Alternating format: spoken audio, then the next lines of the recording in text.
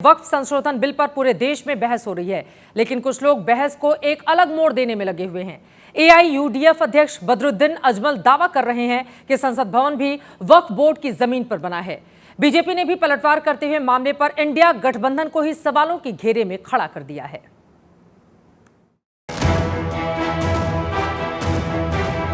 वक्फ bill को लेकर संसद और संसद के बाहर घमासान मचा हुआ है। वक्फ संशोधन बिल पर जेपीसी जनता और उनके नुमाइंदों की राय ले रही है, लेकिन एआईयूडीएफ अध्यक्ष बदरुद्दीन अजमल तो एक कदम आगे ही बढ़ गए। जो संसद वक्फ बोर्ड के भविष्य को तय करने में जुटी है, उसी संसद भवन को वक्फ की जागीर बताने लगी। अजमल का दावा है कि नया संसद भवन वक्फ बोर्ड की जमीन पर बना है।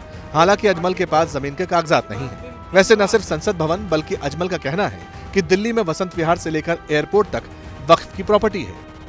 और आप लोग रिसर्च करेंगे, मिलेगा वक्फ की प्रॉपर्टी का लिस्ट आज पूरी दुनिया में आ चुका है। उसमें पार्लियामेंट है, वो खुद भी पूरा का पूरा इलाका, वसंत विहार का पूरा इलाका, एयरपोर्ट तक, यहाँ तक के बहुत से लोग कहते हैं कि एयरपोर्ट भी यही वक्फ की प्रॉपर्टी के ऊपर बनाया गया। बात जनहित की है तो आपको बता दें कि वक्फ संशोधन बिल का मकसद वक्फ संपत्तियों का उचित मैनेजमेंट करना है, लेकिन सियासत है कि छूटती नहीं। अजमल के दावे पर बीजेपी ने कांग्रेस को घेरा। बीजेपी सांसद सुधांशु त्रिवेदी ने साफ कहा कि इंडिया अलायंस ने अपनी आंखों पर सियासत की पट्टी बांध रखी है। इंडी गठबंधन और महाराष्ट्र में महाविकास अघाड़ी के लोगों से पूछना चाहता हूं कि जो लोग वक्फ बोर्ड के मुद्दे के ऊपर अपनी मजहबी सियासत की आंखों की पट्टी बांधे रहते थे, उनका इस पर क्या कहना है। वहीं कांग्रेस के सामने इस मसले पर ऐसे हालात हैं कि ना तो कुछ निगलते बन रहा है, ना ही उगलते। सांसद इमरान प्रतापगढ़ी ने तो बदरुद्दीन अजमल को ही खरी खोटी सुना दी। विपक्ष के दबाव की वजह से सरकार की तानाशाही को कंट्रोल करने के लिए जेपीसी का गठन कराया विपक्ष ने कि मनमाफिक कोई काम ना हो सके।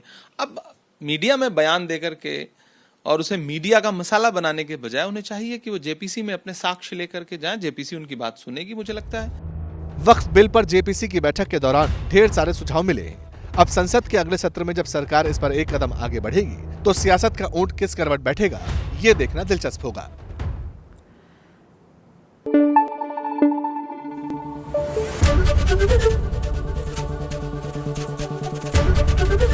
एबीपी न्यूज आपको रखे आगे।